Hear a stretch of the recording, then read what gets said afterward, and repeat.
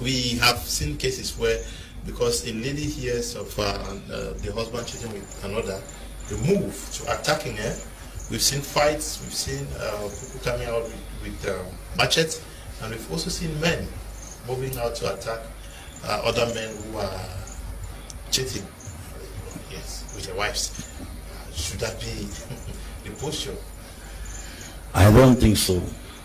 I think when you allow emotions to override your reasoning, you can become a coward of yourself. Like I said earlier, when we overestimate people, we can commit suicide when they make mistakes. The reason why God had to attach mercy in life is because he knows the product he created called man is not perfect. Mercy is a virtue that God has set in advance, waiting for your error, because he knows the product. Somebody who makes glass should not be surprised for glass to break. He that has a calabash should not be surprised because the material is breakable. He that has a breakable plate, if you carry it, it breaks. You shouldn't be surprised. So God knows the kind of material he used to make man. It is called flesh. And the activities of this flesh, none is good. Adultery is a product of the flesh.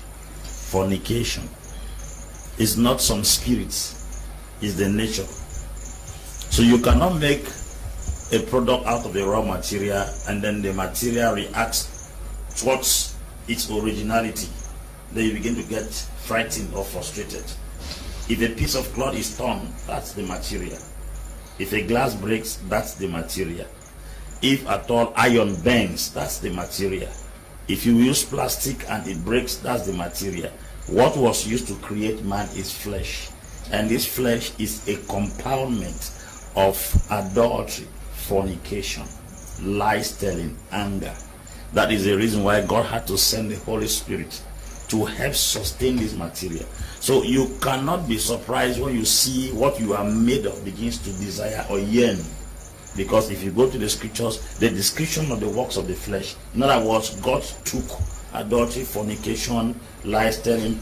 I have a plastic material and I will tell you, don't take it close to fire, because I know it will melt. It's the same thing that when a manufacturer produces a product, he will tell you, do not allow this thing to enter into water, because he knows the content of the material. If it enters into water, if it's a phone, it will get bad. He warns you.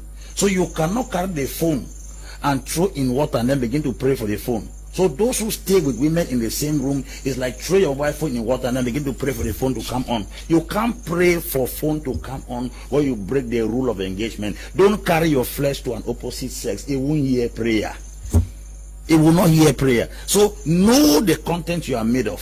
Know the stuff you are made of, and avoid anything that will cause that thing to act stupid. For instance, there are people who are not gifted in certain areas. They are very strong in some areas, but if you introduce them in an area, you will see how vulnerable they are.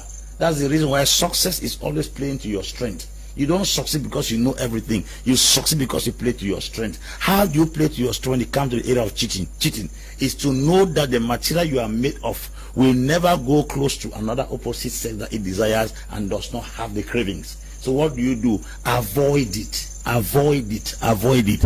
Now, those who take machetes to pursue an opposite sex for having an affair with their wife are people and practically look for a solution on how to solve the problem, because every challenge that comes to our lives is a school given to us to gather experience in order to solve that problem in the lives of other persons.